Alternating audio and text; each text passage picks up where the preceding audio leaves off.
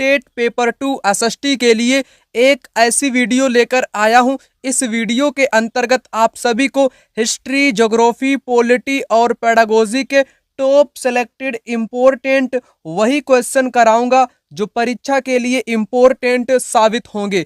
NCERT वाली जितनी भी महत्वपूर्ण जानकारी रहेगी पीवाईक्यू क्वेश्चन के साथ उस जानकारी को आपको बताऊंगा ताकि सारी की सारी चीजें आपको समझ में आ सकें। चलिए इस महत्वपूर्ण वीडियो को यहाँ पर शुरू करते हैं। पहला क्वेश्चन, कंधार अफगानिस्तान से प्राप्त अशोक के अभिलेख 2 लिपियों में लिखे गए हैं, वे हैं। पहला जवाब यहाँ पर राइट आंसर हो जाएगा।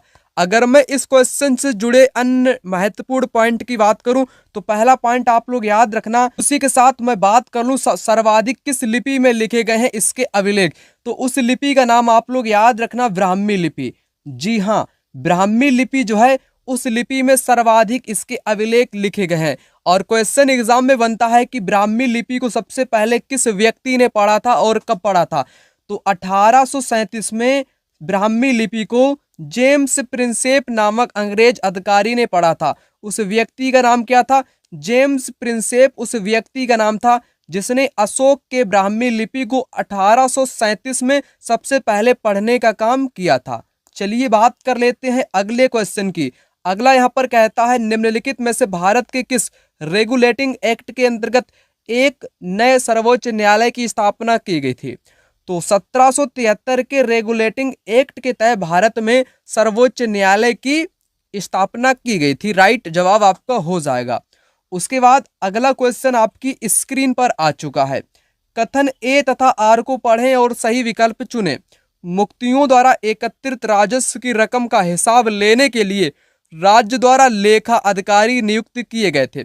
जो धन यानी कि जो रकम हुआ करता था, जो रुपया हुआ करता था, उसका हिसाब किताब जो लिखने वाला व्यक्ति था उसको लेखा अधिकारी बोलते थे। कब बोलते थे दोस्तों? आपको पता होना चाहिए, दिल्ली सल्तनत में, है ना। तो सही जवाब है पहला वाला। यह इसलिए किया जाता था ताकि मुक्ति राज्य द्वारा निर्धारित कर ही वसूले, तय संख्या के अनुसार सैनिक रखे, इसलिए लेखाधिकारी की नियुक्ति की जाती थी। पहला जवाब यहाँ पर सही हो जाएगा। और देखो दोस्तों, जो मुक्ति है, मुक्ति का दूसरा नाम इक्तादार भी होता है। क्या नाम होता है? इक्तादार। ये आखिर होता क्या है? यहाँ से परीक्षा में एक मतलब कि 2 से अधिक क्वेश्चन आ चुके हैं। तो सबसे पहले आपको इक्तादार के बारे में बताऊंगा। इसको आखिर पद कैसे मिलता है, इसको वेतन कैसे मिलता है, इसका काम क्या होता है, यह किस प्रकार से महत्वपूर्ण भूमिका निभाने में अपना योगदान देता है, ठीक है, और इसके नीचे कौन काम करता है, ये क्या क्या देखभाल करता है, तो सारी जानकारी आपको यहाँ पर बताता हूँ। यहाँ पर मैं आपको बताने वाला हूँ इक्तादार या मुक्ति के बारे में। खलजी और तुगलक शासकों ने सेना नायकों को भिन्न भिन्न आकार के इलाकों के सूबेदार के रूप में नियुक्त किया। ये इलाके इक्ता कहलाते थे। इन्हें संभालने वाले अधिकारी इक्तादार या मुक्ति कहे जाते थे। अब आपको यहाँ पर ज्ञात हो चुका होगा इक्तादार या मुक्ति क्या था। मुक्ति का फर्ज यानी कि इसका काम क्या था? सैनिक अभियानों का नेतृत्व करना था। अपने इक्तों का मतलब अपने क्षेत्रों में कानून व्यवस्था बनाए रखने का काम था।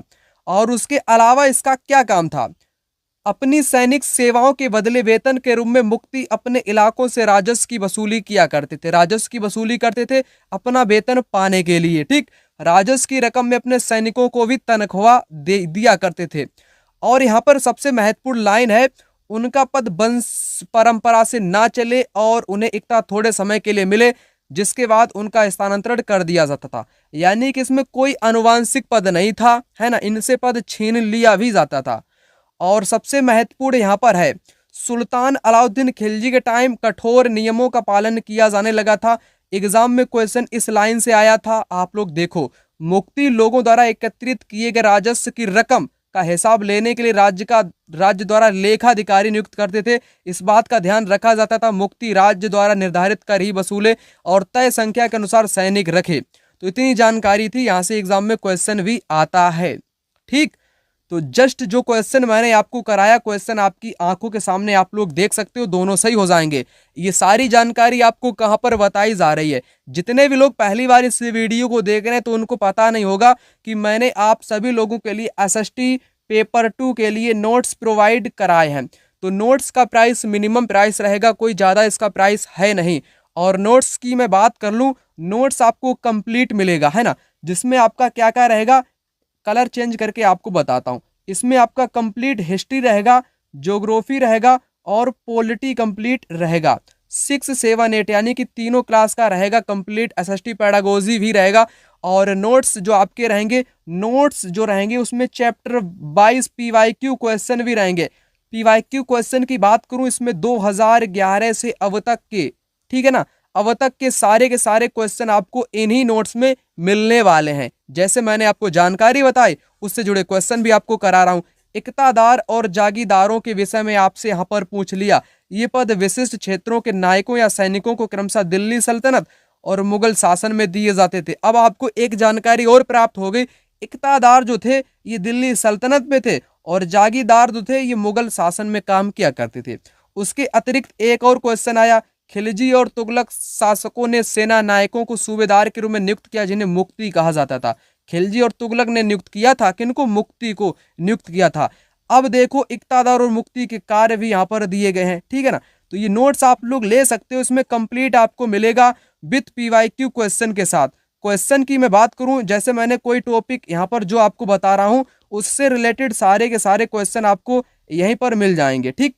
जैसे मैं आपको यहाँ पर दिखा देता हूँ, जैसे इसी टॉपिक से पूछे गए सारे के सारे क्वेश्चन टॉपिक वाइज आपको मिलेंगे 2011 से अब तक के। आपकी स्क्रीन पर मोबाइल नंबर शो हो रहा होगा, इस नंबर पे आप लोग कॉल करना या व्हाट्सएप पर मैसेज करना, आपको नोट्स प्रोवाइड कराए जाएंगे। यहाँ पर नंबर आपकी स्क्रीन पर लिखा दिख रहा होगा। अगला क्वेश्चन आपकी स्क्रीन पर यहाँ पर कहता है, शत्रु राज्य द्वारा आक्रमण के मुख्य लक्ष्य मंदिर थे, क्यों थे? और मैं आपको बता दूं, यह जो क्वेश्चन आपको करा रहा हूं, यह क्वेश्चन एग्जाम में बार बार आया करता है, वो भी कथन और कारण के रूप में, ठीक है ना। तो यहाँ पर आपसे पूछा है शत्रु, शत्रु का मतलब दुश्मन, जो दुश्मन हुआ करता था यानी कि दुश्मनों का जो राज्य हुआ करता थे, वे मुख्य लक्ष्य मंदिर को क्यों बनाते थे, वो मंदिर पर ही आक्रमण क्यों किया करते थे? इसलिए करते थे क्योंकि मंदिर शक्ति और संपत्ति को निरूपित करते हैं। जो लोग पहले से वीडियो देख रहे होंगे उनको पता होगा कि मैंने आपको सारी जानकारी बताई हुई है। मंदिर ये शक्ति और संपत्ति के निरूपत मतलब कि दर्शाते हैं, क्योंकि मंदिर में धन भी होता है, मंदिर में धन होता है, सोना होता है, कीमती वस्तुएं यानी कि चीजें होती हैं। इसलिए जैसे मैं गजनी की बात कर लूं, गजनी आया था भारत में 1025 में, है ना। तो उसने सोमनाथ मंदिर को लूट लिया, सभी को पता होगा सोमनाथ मंदिर को उसने लूट लिया। और यही गजनी जब अपने देश गजनी में गया, है ना, मोहम्मद गजनी जब गजनी गया, वहाँ की जो राजधानी थी, उस राजधानी को बनाने में, इस मंदिर में उसने जो धन लूटा था उसी को अपनी राजधानी बनाने में प्रयोग में लाया था। तो आप लोग कह सकते हो कि राजा जो हुआ करते थे वे एक दूसरे के मंदिर को ही निशाना बनाते थे, क्योंकि मंदिर शक्ति और संपत्ति को निरूपित करते थे, राजा की सत्ता को दर्शाते थे। इससे रिलेटेड बहुत एग्जाम में क्वेश्चन आए हुए हैं और हर टाइप से अलग अलग आए हुए हैं। अब क्वेश्चन मैं आपको इससे जुड़े भी कराता हूँ। यहाँ पर आपको बताना चाहूंगा सबसे इंपॉर्टेंट पॉइंट जो आपको कोई भी नहीं बताएगा, क्योंकि इंपॉर्टेंट पॉइंट ऐसे बताता हूं जहां से क्वेश्चन एग्जाम में फंसता है। सबसे पहले मंदिर की बात कर लूं तो मंदिर के बारे में आपको बताऊं, शासकों ने मंदिर निर्माण करवाकर सत्ता और संसाधन का प्रदर्शन प्रयास किया दिखाने का। इसलिए जब एक दूसरे के राज्यों पर आक्रमण करते थे तो मंदिर को भी निशाना बनाते थे जो अधिक संपन्न होते थे। बस दोस्तों यही लाइन, एक लाइन, मात्र एक लाइन, ठीक। तो इसी लाइन से एग्जाम में बार बार क्वेश्चन आया हुआ है। वह लाइन मैंने आपको यहाँ पर क्लियर करा दी कि लोग जो थे मंदिर बनाते थे उसमें धन संपत्ति लगाते थे, और जो शत्रु हुआ करता था, शत्रु राज्य, वो मंदिर पर ही आक्रमण किया करता था। क्यों किया करता था उसका एक उदाहरण भी यहाँ पर दिया गया, अफगानिस्तान का गजनी जिसने भारत पर 17 बार आक्रमण किया। 1025 में सोमनाथ मंदिर गुजरात को उसने लूटा। महमूद जो धन ले गया था उसका प्रयोग गजनी में एक राजधानी का निर्माण कराने में उसने प्रयोग में लाया। तो यह भी आपको पता होना चाहिए। उसके बाद इसी के साथ एक बात और आप लोग याद रखना चोल मंदिर के बारे में, ठीक है। चोल मंदिर के बारे में सबसे महत्वपूर्ण बात है कि चोल मंदिर अपने आसपास बस्तियों के केंद्र बन गए, शिल्प उत्पादन के केंद्र थे। यहाँ से एग्जाम में क्वेश्चन आया हुआ है शिल्प उत्पादन के केंद्र थे। अभी पेपर में आपको बताऊंगा शिल्प उत्पादन के केंद्र कौन थे, तो चोल मंदिर थे। यहाँ पर कांस्य प्रतिमाएं बनाई जाती थी। आर्थिक, सामाजिक, सांस्कृतिक जीवन के केंद्र भी थे। चोल मंदिर कांस्य प्रतिमाएं यहाँ पर बनाई जाती थी, देवी देवताओं की बनाई जाती थी और कुछ प्रतिमाएं भक्तों के भी बनाई जाती थी। इतना महत्वपूर्ण था। और उनसे रिलेटेड चोल धार्मिक मंदिर आप लोग देख पा रहे होगे क्वेश्चन को, इसलिए पहली बार वीडियो को देखने वाले नोट्स ले लेना। यहाँ पर देखो चोल मंदिर के विषय में निम्नलिखित में से कौन सा कथन सही है। 2015 में आया हुआ क्वेश्चन, थर्ड वाला सही है। चोल मंदिर आर्थिक, सामाजिक, सांस्कृतिक जीवन के केंद्र थे, अभी आपको बताया। और मंदिर वाला यहीं से बनता है क्वेश्चन। जो मैंने क्वेश्चन अभी आपको कराया था वह आपको नोट्स में यहीं पर मिल जाएगा, ये वाला देख सकते हो। शत्रु द्वारा राज्य के आक्रमण के मुख्य लक्ष्य मंदिर थे, क्योंकि मंदिर शक्ति और संपत्ति को निरूपित करते हैं। यही क्वेश्चन अभी मैंने आपको कराया था। और इससे जुड़े क्वेश्चन यहाँ पर आपको दिखा ही रहा हूँ। शासकों द्वारा मंदिर और मस्जिद का निर्माण किया गया। भगवान के साथ अपनी घनिष्ठता घोषित करने के लिए भी बनवाते थे, शक्ति और वैभव दिखाने के लिए भी, पुजारी वर्ग को संतुष्ट या उनका समर्थन पाने के लिए भी। तीनों यहाँ पर आपके सही हो जाएंगे। तो इस टाइप से क्वेश्चन बनता है। मंदिर नगर निर्माण की प्रक्रिया आप लोग देख पा रहे होंगे। ठीक, तो इतनी महत्वपूर्ण जानकारी मैंने आपको बता दी, जो अक्सर आपको कोई भी नहीं बताता है, क्योंकि चीजें ढूंढने में वक्त लगता है। ठीक है ना, तो वो सारी चीजें सिर्फ आपको मैं ही बता सकता हूं। ठीक है ना, क्योंकि जो इंपॉर्टेंट जानकारी रहती है, इतनी जानकारी आपको समझ में आ चुकी होगी। अगला क्वेश्चन आपकी स्क्रीन पर, निम्नलिखित कथनों ए तथा बी को पढ़ें तथा सही विकल्प का चुनाव करें। अशोक ने धम्म में देवताओं की पूजा और कर्म कांड शामिल थे। अशोक ने धम्म महामात नाम के अधिकारियों की नियुक्ति की, जो जगह जगह जाकर धम्म की शिक्षा देते थे। तो क्वेश्चन बड़ा ही इंटरेस्टिंग कह लो, आप लोग मजेदार कह लो। और इस क्वेश्चन के जुड़े हुए भी क्वेश्चन एग्जाम में अक्सर आया करते हैं। पिछले वर्ष भी यहाँ से आया था क्वेश्चन। तो देखो, सबसे पहले मैं धम्म की बात कर लूं क्वेश्चन सोल्व करने से पहले। धम्म, धम्म जिसको हम लोग धर्म बोलते हैं, साधारण शब्दों में धर्म। देखो, धर्म का प्राकृत नाम ही धम्म है। धर्म का प्राकृत नाम ही धम्म है। पहली बात क्लियर हो चुकी, इंपॉर्टेंट थी इसलिए बताया मैंने आपको। जो धम्म था, धम्म में किसी देवी देवता की पूजा और कर्मकांड बलि की आवश्यकता नहीं थी, ना इसमें शामिल था, इसलिए पहला तो गलत हो जाएगा। अशोक ने धम्म का प्रचार करने के लिए या शिक्षा देने के लिए धम्म महामात नाम के अधिकारियों को नियुक्त किया, जो घर जा करके शिक्षा दिया करते थे। ठीक है, तो बी वाला सही हो जाएगा। ए गलत है, बी सही है। फोर्थ ऑप्शन इस क्वेश्चन का बिल्कुल सही जवाब यहाँ पर हो जाएगा। और इस क्वेश्चन से भी जुड़े अन्य क्वेश्चन भी पूछे गए हैं, जैसे यह बौद्ध धर्म से मतलब कि क्या था, उत्पन्न कह लो, है ना, बौद्ध धर्म से प्रेरित था यह वाला धम्म। नोट्स में आपको बताने का प्रयास करता हूं अशोक के धम्म के बारे में सारे के सारे इंपॉर्टेंट पॉइंट। पहला पॉइंट, अशोक के धम्म में किसी देवी देवता अथवा किसी कर्मकांड की आवश्यकता नहीं थी। तो पहला स्टेटमेंट यहीं से था ना एग्जाम में, आवश्यकता थी वहां पर लिखा था शामिल था, बल्कि शामिल नहीं था, इसलिए गलत था। ठीक, पहला पॉइंट क्लियर। धम्म बुद्ध के उपदेश से प्रेरित था, दूसरा पॉइंट क्लियर। धम्म महामत नाम के अधिकारियों की नियुक्ति की, जो जगह जगह जाकर के धम्म की शिक्षा दिया करते थे, दूसरा पॉइंट हूबहू यही था, जो कि बिल्कुल सही था। ठीक, अशोक ने धम्म के संदेश शिलाओं और स्तंभों में खुदवाए, सही हो जाएगा। ठीक, उसके बाद अशोक ने धम्म विचारों को प्रसारित करने के लिए सीरिया, मिस्र, ग्रीस में अपने दूत भेजे और अपने पुत्र महेंद्र और पुत्री संघमित्रा को श्रीलंका भेजा। ठीक, ठीक है ना, इतनी बता दी मैंने जानकारी। उनसे रिलेटेड क्वेश्चन तो आप देख पा रहे होगे, जितना अभी मैंने आपको बताया उससे रिलेटेड आपको बताता हूं।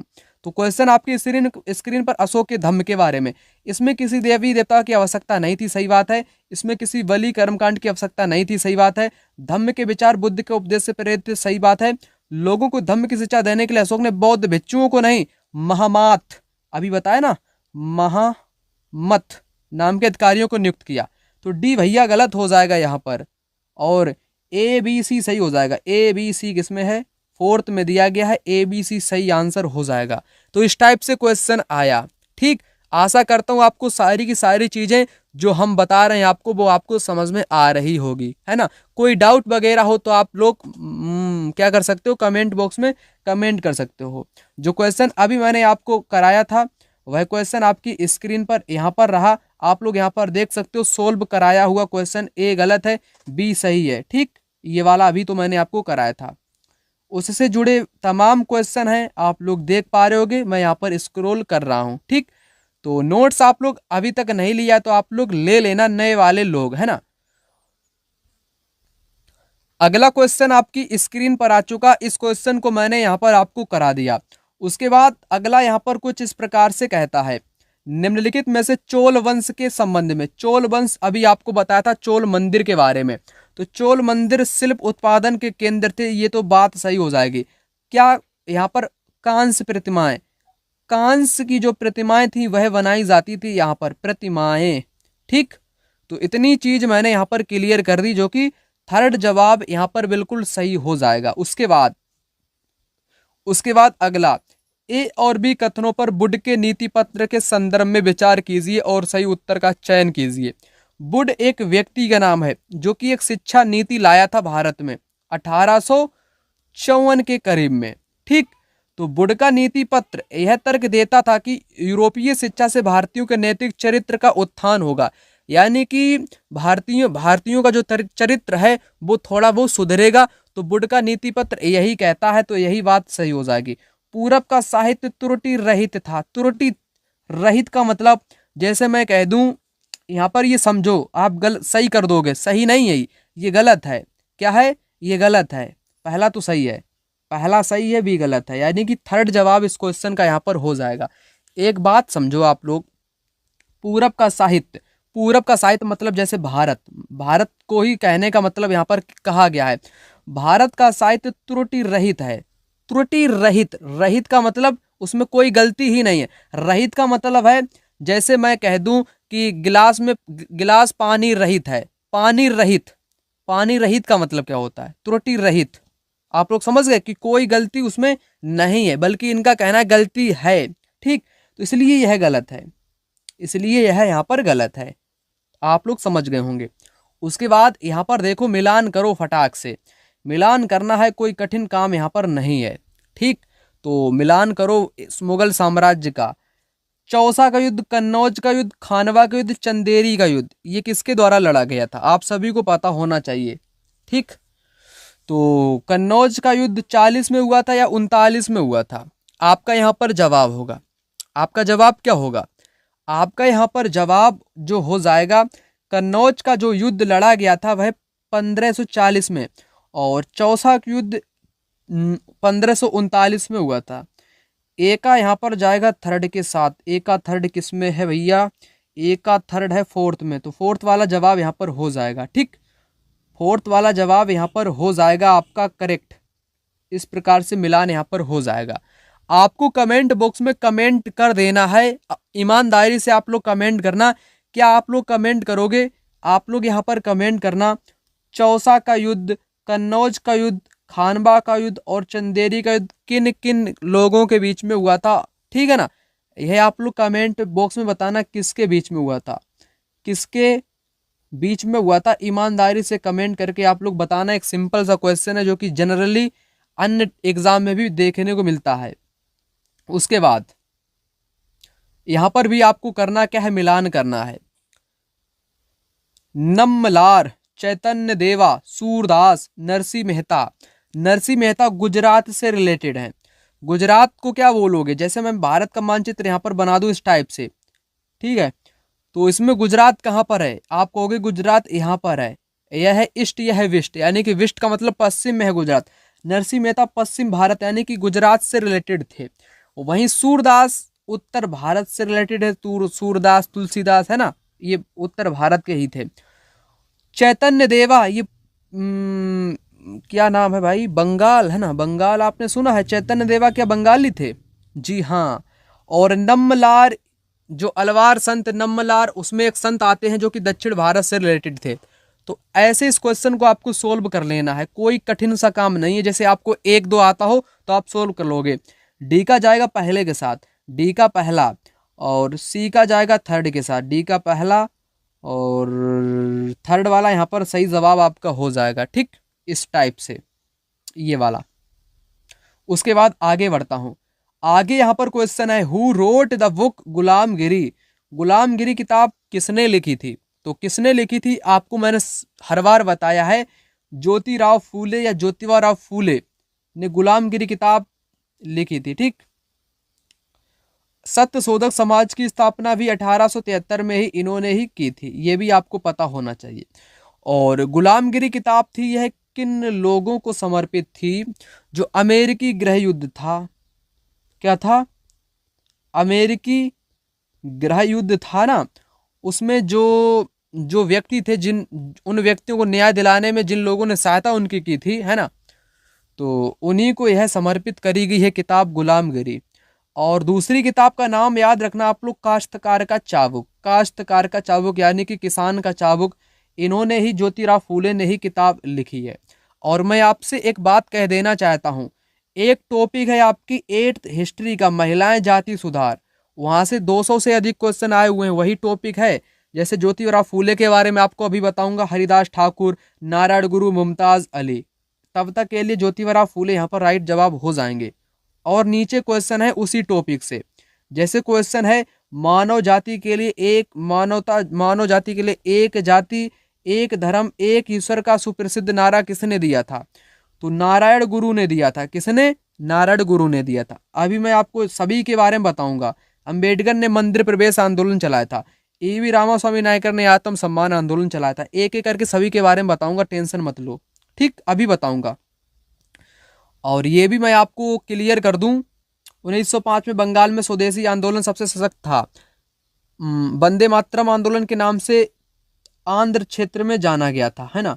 बंगाल का विभाजन होने के बाद जो स्वदेशी आंदोलन चलाया गया था, स्वदेशी, ठीक है, लॉर्ड कर्जन ने बंगाल का विभाजन किया था 16 अक्टूबर 1905 को। ठीक, तो स्वदेशी आंदोलन, बहिष्कार करो सारी चीजों को ब्रिटिश वाली, है ना।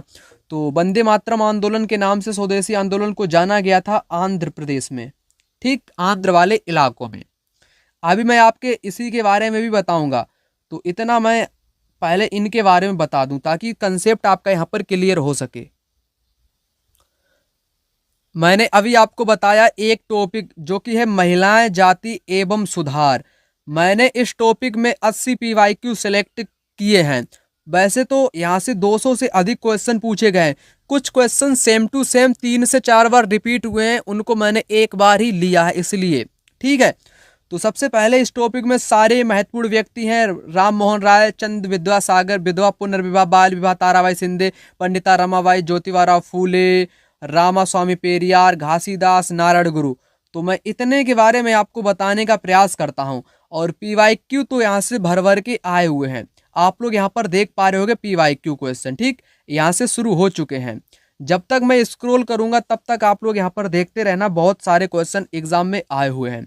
तो मैंने यहाँ पर आपको बताऊंगा किसके बारे में, ताराबाई शिंदे के बारे में। सबसे पहले समझ लो, इन्होंने स्त्री पुरुष तुलना नामक किताब लिखी, पहली बात क्लियर होनी चाहिए, ताराबाई शिंदे ने स्त्री पुरुष तुलना नामक किताब लिखी, पहली चीज क्लियर।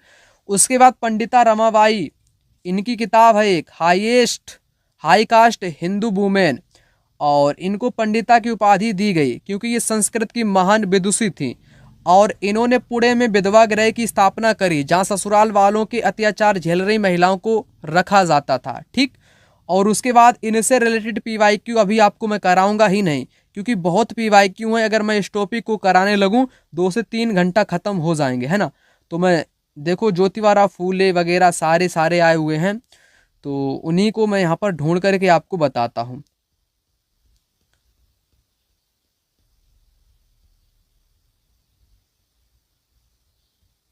यहाँ पर मैं बात कर लूं, एक आंदोलन है सतनामे, जिसको घासीदास ने चलाया था छत्तीसगढ़ वाले इलाके में, चमड़े का काम करने वाले लोगों को इकट्ठा किया।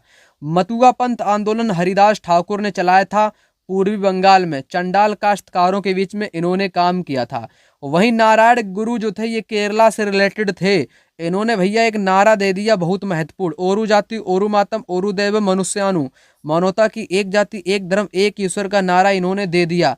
बस ये नारा के कारण ही फेमस हो गए, जैसे नारा यहाँ पर लिख दिया गया नारायण गुरु से रिलेटेड। उसके बाद भी नारायण गुरु से रिलेटेड यहाँ पर भी क्वेश्चन आप लोग देख पा रहे होगे, दिसंबर 2024 में आया था। घासीदास से रिलेटेड सतनामी आंदोलन किसने चलाया था, ठीक। तो सारी चीजें प्रूफ के आधार पर दिखाता हूँ। नारायण गुरु, ओरू जातु ओरू मसून, है ना, एक जाति एक धर्म, फिर एक जाति एक धर्म, ऐसे ऐसे बहुत क्वेश्चन आए हुए हैं एग्जाम में। और उसके बाद क्या करूं मैं, बहुत क्वेश्चन आए हुए हैं। ज्योतिबा फूले, देखो ज्योतिबा फूले की किताब है गुलामगिरी। 1873 में गुलामगिरी नामक किताब लिखी, ठीक। अपनी पुस्तक उन सभी अमेरिकियों को समर्पित की जिन्होंने गुलामों को मुक्ति दिलाने में संघर्ष किया था। वही बात सामने आ गई। और उनसे रिलेटेड तो एग्जाम में इतना क्वेश्चन पूछा गया जितना मैं आपको बता नहीं सकता। काश्तकार का चाबुक भी उन्हीं ने ही किताब लिखी है। ज्योतिबा फूले ने उच्च जाति महिलाओं की दुर्दशा, मजदूरी, मुसीबतें, निम्न जातियों, अपमानपूर्ण गहरी बातें भी बताई हैं, ठीक। तो पेरियार के बारे में भी एग्जाम में क्वेश्चन आया करता है। स्वाभिमान आंदोलन, उन्होंने सेल्फ रेस्पेक्ट आंदोलन चलाया था, ठीक। और पेरियार ही एकमात्र ऐसे व्यक्ति कह सकते हो जिन्होंने मनु संहिता, भगवद गीता, रामायण की घोर विरोध आलोचना करी। उनसे रिलेटेड क्वेश्चन भी आप लोग देख सकते हो। आशा करता हूं और एक बात यहां पर क्लियर कर दूं, जितने भी लोगों ने नोट्स ले लिए हैं तो वे पूरी ईमानदारी के साथ 8th हिस्ट्री का जो यही टॉपिक है, यह वाला टॉपिक अच्छे ढंग से कवर कर लियो, क्योंकि 2 से 3 नंबर आपको दिलाएगा परीक्षा में। आशा करता हूँ आपको सारी की सारी चीज़ें यहाँ पर समझ में आ रही होंगी, वो भी बेहतरीन ढंग से। उसके बाद मैं आगे बढ़ता हूँ। इस क्वेश्चन को मैंने आपको कराया, स्वदेशी आंदोलन वंदे मातरम के नाम से जाना गया आंध्र प्रदेश में, ठीक। और उसके बाद यहाँ पर क्वेश्चन आपकी स्क्रीन पर कुछ इस टाइप से, नमक के उत्पादन एवं बिक्री पर राज्य का एकाधिकार था। महात्मा गांधी ने इस नियम को तोड़ा क्योंकि नमक पर टैक्स कर वसूलना पाप है, यह भोजन का बुनियादी हिस्सा है। तो महात्मा गांधी ने यह कहा था। तो जवाब यहाँ पर इस क्वेश्चन का आपका हो जाएगा, दोनों सही हैं और सही व्याख्या भी करता है। पहला जवाब हो जाएगा, ठीक, नमक कानून के बारे में। उसके बाद अगर मैं नमक कानून की बात करूं, इसमें और भी कुछ महत्वपूर्ण तथ्य हैं, उन तथ्य को आपको बताता हूं। यहाँ पर आप लोग ध्यान से समझने का कुछ पॉइंटों को प्रयास करना। जैसे मैं आपको बताना चाहूं, दांडी मार्च 1930 में गांधी जी ने नमक कानून तोड़ा। उस समय नमक उत्पादन व बिक्री पर ब्रिटिश सरकार का एकाधिकार था। गांधी का कहना था नमक पर टैक्स वसूलना पाप है क्योंकि हमारे भोजन का बुनियादी हिस्सा है। तो यही लाइन से एग्जाम में क्वेश्चन, वो भी स्टेटमेंट ए एंड बी के साथ पूछ लिया गया, तो इसलिए महत्वपूर्ण है। और यहाँ पर पॉइंट हैं कुछ महत्वपूर्ण। नमक सत्याग्रह ने सभी को जोड़ दिया, इस तरह अमीरों और गरीबों के बीच मतभेद पैदा नहीं होने दिया। साबरमती से 240 किलोमीटर दूर दांडी पैदल पहुंचे। यहाँ उन्होंने तट पर बिखरा नमक इकट्ठा किया, पानी उबालकर नमक बनाया। और इस आंदोलन में ना आदिवासियों, महिलाओं ने भी बड़ी संख्या में भाग लिया था और हजारों लोगों को जेल में भी डाला गया था। और एक बात याद रखना, महात्मा गांधी का जो नमक आंदोलन था, इसमें एक महिला भी जुड़ी थी। उस महिला का नाम था सरोजिनी नायडू। ये बहुत इंपॉर्टेंट है ना, इसलिए मैंने क्वेश्चन में डाल के रखा है। क्वेश्चन भी उससे जुड़े हुए तमाम पूछे गए हैं, ठीक। अगला क्वेश्चन आपकी स्क्रीन पर आ चुका है, जो कि कहता है संविधान सभा में प्रसिद्ध कथन, राजनीतिक लोकतंत्र के साथ साथ आर्थिक और सामाजिक लोकतंत्र भी जरूरी है, यह किसने कथन बोला था भाई? Political democracy had to be. तो यह कथन इंपॉर्टेंट है। तो संविधान सभा में बोला गया था प्रसिद्ध कथन, जो कि डॉक्टर अंबेडकर के द्वारा दिया गया कथन, राजनीतिक लोकतंत्र के साथ साथ आर्थिक, इकोनॉमिक एंड सोशल डेमोक्रेसी, यानी कि आर्थिक के साथ साथ सामाजिक लोकतंत्र भी जरूरी है। राजनीतिक लोकतंत्र के साथ यानी कि पॉलिटिकल डेमोक्रेसी के साथ साथ economic and social democratic was made by home. तो यह नारा अंबेडकर साहब ने दिया था। इंपॉर्टेंट है क्वेश्चन,